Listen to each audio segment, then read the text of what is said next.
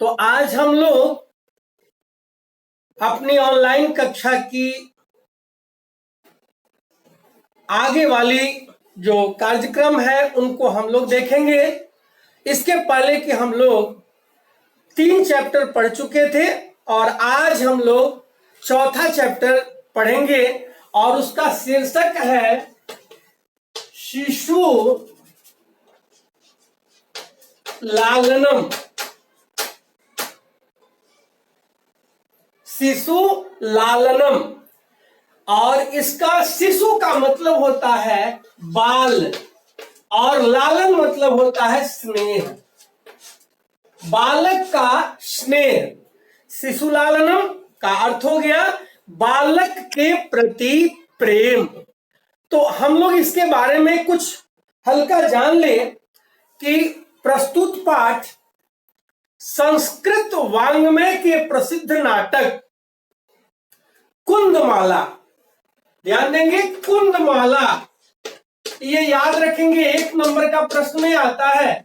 कुंदमाला के 5th अंक से संपादित है, कुंदमाला के 5th अंक से लिया गया है और इसके रचयिता प्रसिद्ध नाटककार दिंगनाग, क्या है? दिंगनाग। कुंदमाला के रचनाकार है दिंगनाग। इस नाटक में राम, कुश और लव को राम भगवान रामचंद्र जी कुश और लव को सिंहासन पर बैठाना चाहते हैं। इस नाटक के अंश में जो कुंदमाला के 5th अंक से लिया गया है, इसके लेखक है दिंगनाग, इसके रचनाकार है दिंगनाग। उन्होंने इस नाटक के अंश में संक्षिप्त विवरण देते हुए कहा है कि भगवान राम लव कुश और लव को सिंहासन पर बैठाना चाहते हैं, किंतु वे दोनों अति शालीनता पूर्वक, बहुत ही अत्यंत सादगी पूर्ण ढंग से, शिष्टाचार मानते हुए दोनों मना कर देते हैं कि हम लोग सिंहासन पर नहीं बैठेंगे। इस कहानी का, इस बाल स्नेह का मुख्य बिंदु है सिंहासन पर आरूढ़, सिंहासन पर बैठे हुए राम कुश और लव के सौंदर्य, सौंदर्य मतलब सुंदरता को से आकृष्ट होकर, सुंदरता से प्रभावित होकर उन्हें अपने गोद में बिठा लेते हैं, गोद में बैठा लेते हैं और बैठा करके बहुत ही आनंद का अनुभव करते हैं। पाठ में बालक के प्रति प्रेम, शिशु का स्नेह अत्यंत मनोहारी वर्णन किया गया है। इस पाठ में बालक के प्रति प्रेम कैसा होना चाहिए, इस पाठ में ये वर्णन किया गया है कि हमेशा बच्चों के प्रति स्नेह का वातावरण रखना चाहिए, स्नेह का भाव रखना चाहिए।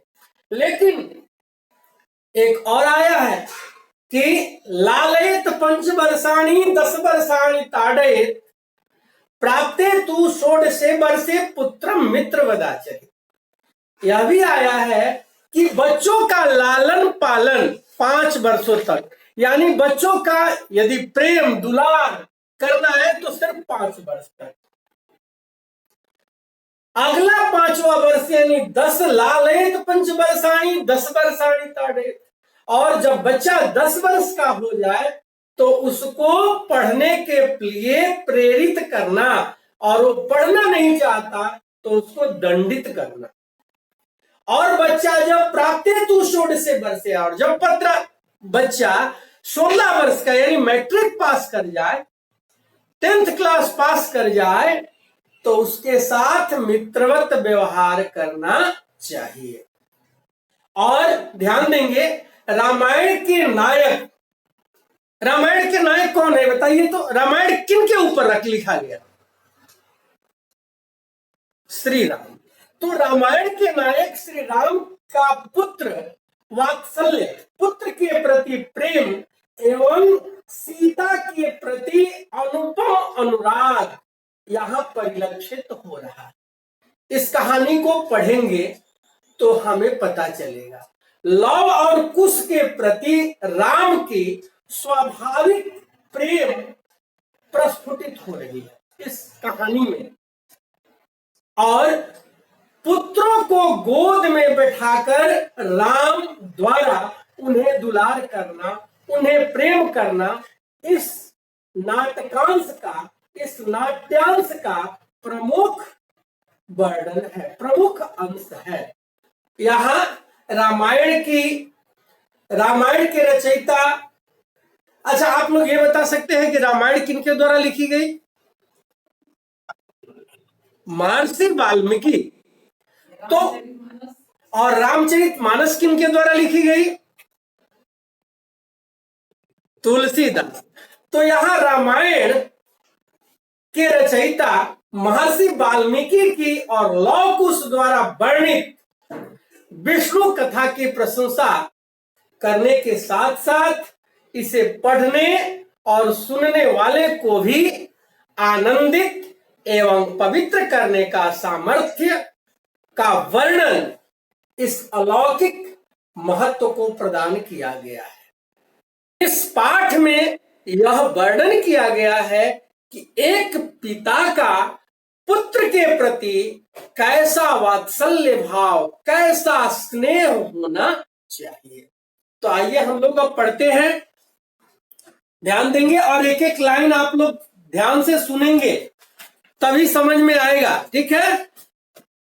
कहता है सिंहासनस्थः रामः, राम सिंहासन पर विराजमान है। सिंहासनस्थ, सिंहासन स्थित, सिंहासनस्थ, भगवान राम सिंहासन पर स्थित है। ततः प्रविशतः विदुषकेन उपदिश्यमान मार्गौ तापसौ कुशलवौ। कहता है इसके बाद विदूषक के द्वारा उपदिश्यमानो मतलब बताए गए या बताए जाते हुए दो तपस्वी, तापसो दो तपस्वी कुश और लव प्रवेश करते हैं। कुश और लव का आगमन होता है, कुश और लव का आगमन होता है, कुश और लव प्रवेश करते हैं। आगे कहता है विदूषक इत इत आर्यो, इत इत मतलब इधर इधर, ध्यान रखेंगे। इत इत का मतलब इधर इधर, आर्यो हे आर्यो इधर से इधर से। तो कुश और लव, अब एक प्रश्न आप लोगों से मैं पूछूं, कुश और लव में कौन सा समास है?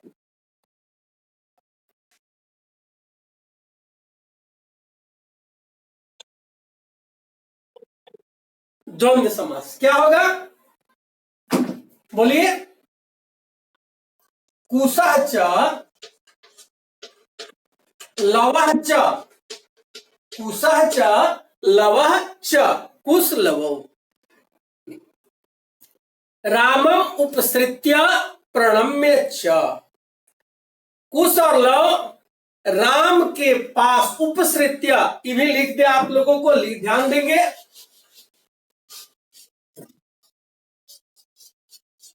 लिखते जाएंगे उपसृत्य, उप जोड़ श्री जोड़ ल्यप, उपसृत्य और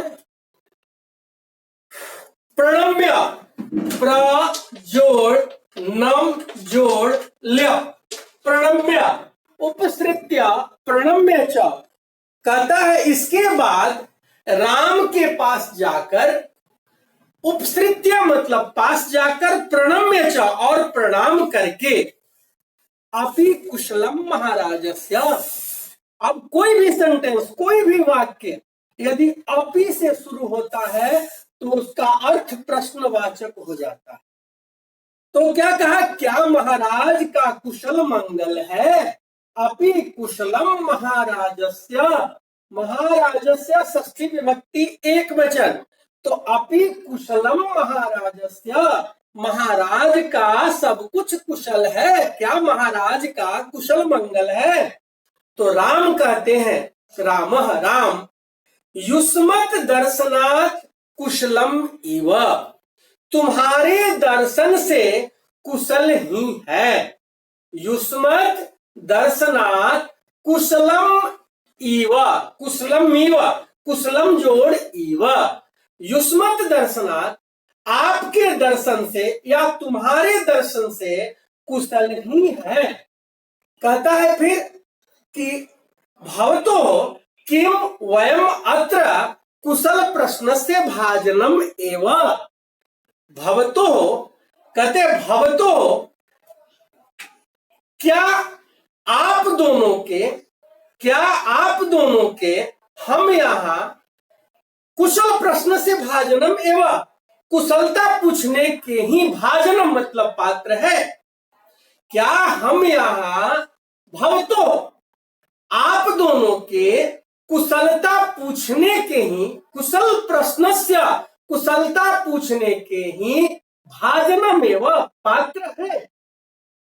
कैसे ध्यान देंगे, युष्मत् दर्शनात् कुशलम इव, तुम्हारे दर्शन से कुशल ही है। भगवान राम कहते हैं कि युष्मत् दर्शनात् कुशलम एव, आप दोनों के या तुम्हारे दर्शन से कुशल ही है। फिर कहते भवतो किम वयम अत्र कुशल प्रश्न से भाजनम एव, क्या हम यहाँ, वयम अत्र, ध्यान देंगे, क्या हम यहाँ आप दोनों के, भवतो आप दोनों के कुशलता पूछने के ही पात्र है, या पुनः अतिथि जन समुचितस्य कंठाश्लेषस्य, पुनः फिर अतिथि के लिए, पुनः अतिथि के लिए उचित, समुचित मतलब उचित, कंठाश्लेषस्य गले लगाने के, नहीं गले लगाने के लिए नहीं, कंठाश्लेषस्य कंठ मतलब गला, तो गले लगाने के नहीं, अहो हृदय ग्राही स्पर्श परिस्वजस्य, मतलब गले में मिलकर, गले से लिपटकर, परिस्वजस्व गले से लिपटकर, अहो हृदय ग्राही स्पर्श, अरे हृदय को आकर्षित करने वाला यह स्पर्श है, यह हृदय को आकर्षित करने, हृदय ग्राही, हृदय को आकर्षित करने वाला स्पर्श है। अर्ध आसनम उपवेशयति, आधे आसन पर बैठाते हैं। अब उभव दोनों कहते हैं, उभव राजासनम खलवेतत, संधि विच्छेद लिख लेंगे, खलु जोड़ एतत, खलवेतत, खलु जोड़ एतत, कहता है कि खलवेतत राजासनम, निश्चय ही यह राजा का आसन है, निश्चय ही यह राजा का आसन है। न युक्तम अध्यास्यतुम, न युक्तम इस पर उचित, मुझे बैठना, हम लोगों को बैठना उचित नहीं है। उभव दोनों कहते हैं, खलु एतत, एतत खलु राजासन, यह निश्चय ही राजा का सिंहासन है, राजा का आसन है। न युक्तम अध्यासितुम, इस पर हम दोनों का बैठना उचित नहीं है। आगे कहते राम, सव्यवधानम, सव्यवधानम मतलब रुकावट के साथ, रुकावट सहित, न चरित्र लोपाय, कहता है कि बीच में हल्का व्यवधान होता है, चरित्र, ध्यान देंगे, चरित्र मतलब शिष्टाचार, चरित्र लोपाया, शिष्टाचार, चरित्र शिष्टाचार के लोप के लिए होता है, चरित्र अर्थात शिष्टाचार के लोप के लिए होता है। तस्मात् अंकम व्यवहितम अध्यासताम सिंहासनम, इसलिए गोद से युक्त सिंहासन पर बैठो। तस्मात् अंकम, अंक मतलब गोद, अंक मतलब गोद, तस्मात् इसलिए गोद से युक्त सिंहासन पर अध्यासताम बैठो और अंकम उपवेशयति गोद में बैठा लेते हैं, गोद में बैठाते हैं।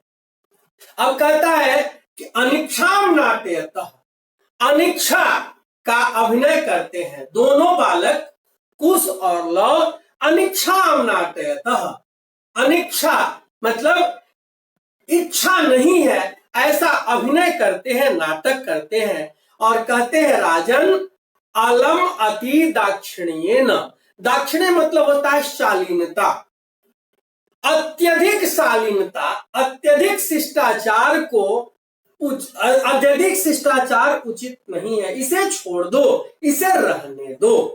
ठीक है, एक बार और इस पूरे लाइन को देख लेंगे। सिंहासनस्थ राम, राम सिंहासन पर बैठे हैं। ततः प्रविशतः विदुषकेन उपदिश्यमान मार्गौ तापसौ कुशलवौ, ततः इसके बाद विदूषक के द्वारा बताए जाते हुए मार्गो रास्ते पर दो तपस्वी कुश और लव प्रविशतः प्रवेश करते हैं।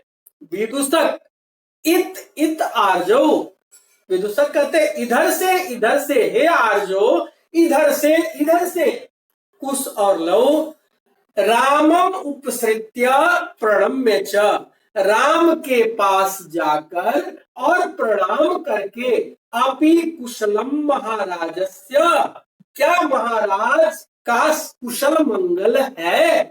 तो राम कहते हैं युष्मत दर्शनात् कुशलम एवा, तुम्हारे दर्शन से कुशल ही है। भवतो किम वयम अत्र कुशल प्रश्न से भाजनम एवं, क्या हम यहाँ आप दोनों की कुशलता पूछने के ही पात्र हैं। न पुनः अतिथि जन समुचितस्य कंठाश्लेषस्य, या फिर अतिथि के लिए उचित गले लगने के नहीं। अरे अहो हृदय ग्राही स्पर्श, अरे हृदय को आकर्षित करने वाला यह स्पर्श है। उभौ अर्धम आसनम उपवेशयति, आधे आसन पर बैठाते हैं। उभौ एतत् खलु राजासनम, वो दोनों कहते हैं यह निश्चय ही राजा का आसन है। न युक्तम अध्यासितुम, इस पर हम दोनों का बैठना उचित नहीं है। तो राम कहते हैं स्व्यवधानम न चारित्र लोपाय, रुकावट से यानी बीच का व्यवधान चरित्र लोप के लिए होता है, शिष्टाचार के लोप के लिए होता है। तस्मात् अंतम व्यवहितम अध्यस्यताम सिंहासनम, इसलिए गोद से युक्त सिंहासन पर बैठो। अंकम उपवेशयति, गोद में बैठाते हैं। राम उभौ अनिच्छाम नाटयतः, दोनों अनिच्छा प्रकट करते हुए, नाटक करते हुए। राजन अलम अति दाक्षिण्येन, हे राजन अत्यधिक शालीनता को रहने दो, अत्यधिक शालीनता उचित नहीं है। तो कहते राम और अलम अति शालीनता, अत्यधिक शालीनता, अत्यधिक शिष्टाचार ठीक नहीं है। अब आते हैं, इससे कुछ प्रश्न हम पूछ लेते हैं, ध्यान देंगे। जुष्मत दर्शनात् कुशलम इव, जुष्मत दर्शनात् कुशलम इव, तो जुष्मत यह शब्द किनके लिए प्रयोग किया गया है, हिंदी में बता दें।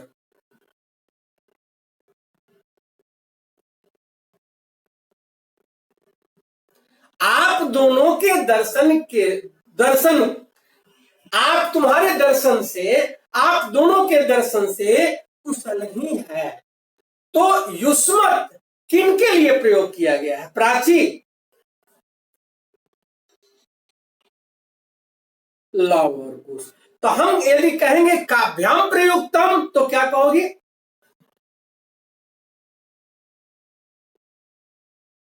काभ्याम प्रयुक्तम लव कुशाभ्याम, लव कुशाभ्याम या कुशलवाभ्याम। ठीक है। अगला प्रश्न है आप लोगों से, हृदय ग्राही स्पर्श कह अनुभवती। हृदय को स्पर्श करने वाला अनुभव कौन स्पर्श करता है, कौन अनुभव करता है? राम। गुड। अगला है, अंकम उपवेष्टुम अनिच्छाम कौ प्रदर्शयता। गोद में बैठने की अनिच्छा कौन दोनों प्रकट करते हैं? क्या बोलिए? लव कुश कौ शब्द है तो कुश लवौ या लव कुशौ। अगला प्रश्न आप लोगों से, राम प्रथमम कुत्र अध्यासितुम कथयति। राम प्रथमम कुत्र अध्यासितुम कथयति। राम पहले पहले कुत्र कहां बैठने के लिए कहते हैं? बोलिए। राम पहले बैठने के लिए कहां कहते हैं?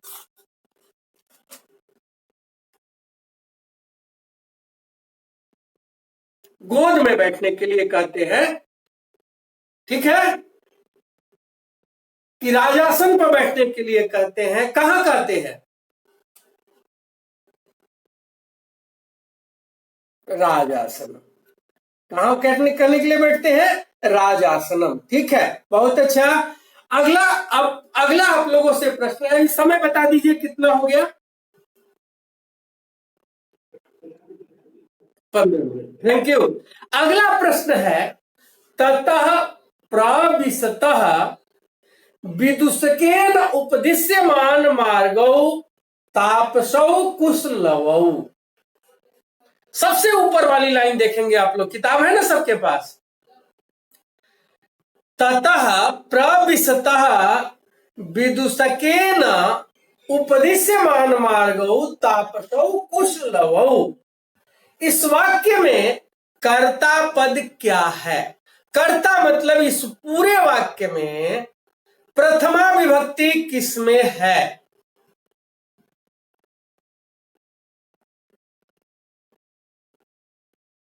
बोलिए।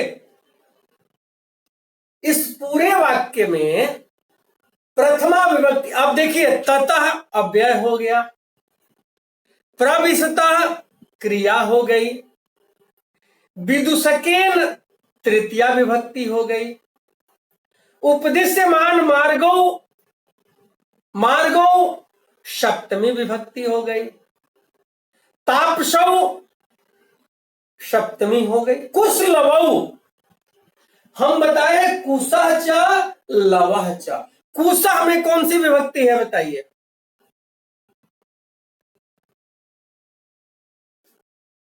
है प्रथमा विभक्ति।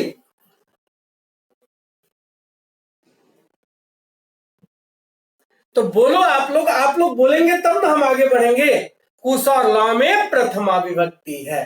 कुश और लवौ इत्यस्मिन् वाक्ये कर्तृपदम कुशलवौ।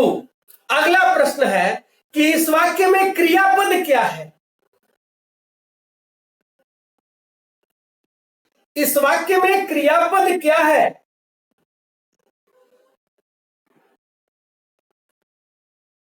प्रविशतः, प्रविशतः। अगला प्रश्न है, वयम अत्र कुशल प्रश्नस्य भाजनम एव। वयम अत्र कुशल प्रश्नस्य, पहला बार आ जाइए, कुशलवौ के बाद राम है तो उसमें है युष्मत् दर्शनात् कुशलम इव, तो उसके बाद है भवतो किम वयम अत्र कुशल प्रश्नस्य भाजनम एव। तो वयम इति पदम कस्मै काभ्याम प्रयुक्तम?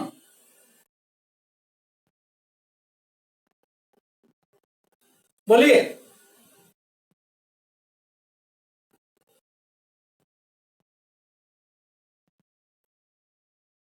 कस्मै प्रयुक्तम, बोलिए। वयम किसके लिए प्रयोग किया गया है?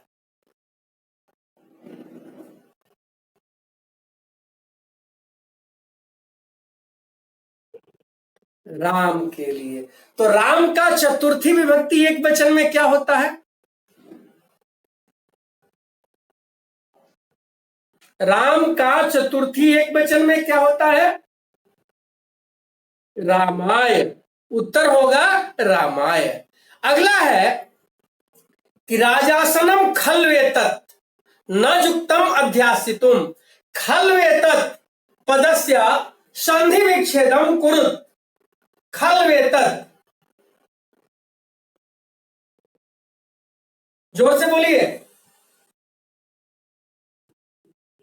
खलु जोड़ एतत। चलिए, अब हम लोग, आप अच्छा बताइए, खलु जोड़ एतत, ठीक है। अब इसमें एक और बात बता दीजिए, इस पद में अव्यय क्या है? अव्यय, बोलिए अव्यय।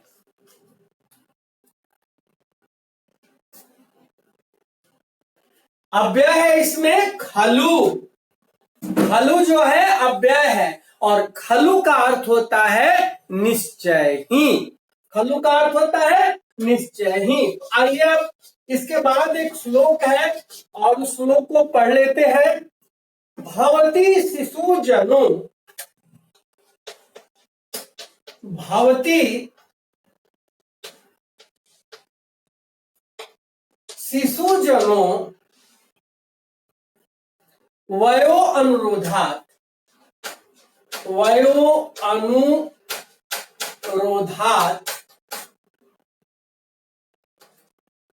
बोर्ड पर साफ दिखाई दे रहा है ना आप लोगों को? गुण महताम अपि, गुण महताम अपि लालनीय एवं ब्रजति हिम करो अपि, ब्रजति हिम करो अपि बाल भावात, बाल भावात पशुपति मस्तक, पशुपति मस्तक केतक छदत्वम। ठीक है, ये श्लोक है।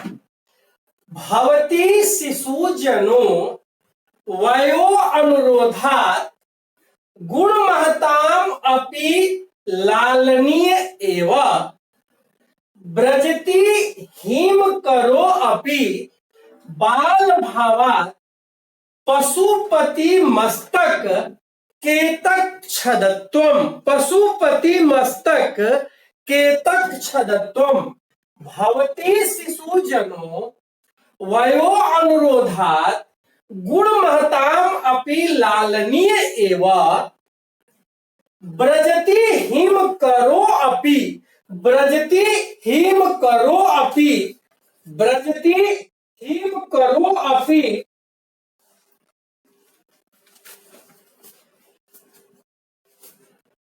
ब्रजति हिम करो अपि बाल भावात पशुपति मस्तक केतक छदत्व।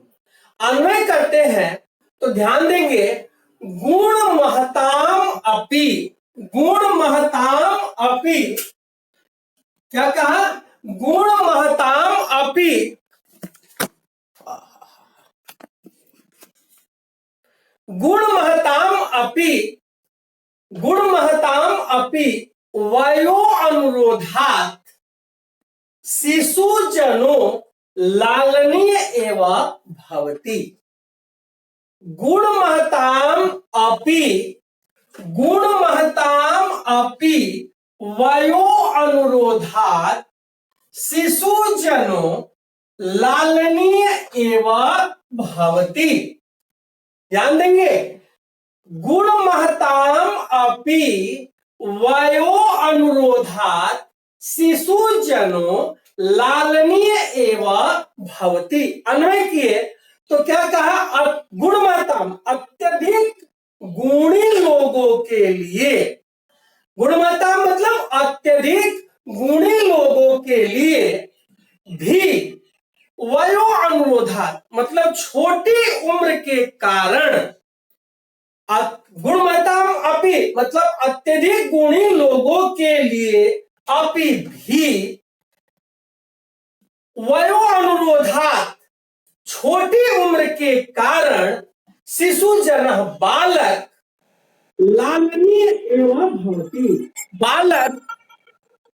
बालक लालनीय एवं भवति। बालक लालनीय ही होता है, बालक दुलार करने योग्य ही होता है। फिर से देख लेंगे कि अत्यधिक, क्या कहा, अत्यधिक गुणी लोगों के लिए भी, गुणमतामपि अत्यधिक गुणी लोगों के लिए भी, वयो अनुरोधात छोटी उम्र के कारण, शिशु जन बालक लालनीय भवति लालन करने के योग्य ही होता है, दुलार करने के योग्य ही होता है। क्लियर हो गया? फिर से ध्यान देंगे, गुण महतामपि अत्यधिक गुणी लोगों अत्यधिक गुणी लोगों के लिए भी, छोटी उम्र के कारण, वयो अनुरोधात मतलब छोटी उम्र के कारण, वय मतलब उम्र, आयु, छोटी उम्र के कारण, शिशु जन बालक लालनीय एवं भवति बालक दुलार करने के योग्य होता है। आगे कहता है, अगला है कि बाल भावात हिम करह अपि, हिम करो अपि संधि विच्छेद किए तो होता है हिम करह जोड़ अपि, और हिमकर कहते हैं चंद्रमा को, हिमकरा कहते हैं भगवान चंद्रमा को, और पशुपति कहते हैं भगवान शंकर को, और मस्तक मतलब सबसे ऊंचा भाग जो होता है वही मस्तक, और केतक मतलब केतकी फूल होता है। ठीक है, तो कहता है अन्वय किए तो हिम करह अपि बाल भावात, हिम करह अपि बाल भावात पशुपति मस्तक केतक छदत्वं व्रजति। हिम करह अपि बाल भावात, हिम करह अपि बाल भावात पशुपति मस्तक केतक छदत्वं व्रजति। तो अन्वय किए तो कहता है चंद्रमा, हिमकरा मतलब चंद्रमा, चंद्रमा भी बाल भाव के कारण ही, चंद्रमा भी बाल भाव के कारण ही भगवान शंकर के मस्तक के आभूषण, भगवान शंकर के मस्तक के आभूषण बनकर केतकी छदत्वम, केतकी पुष्पों से निर्मित, केतकी फूलों से बना हुआ जूड़े की भांत सुशोभित होता है, ब्रजति जब हो जाता है, सुशोभित हो जाता है। तो क्या कहा, चंद्रमा भी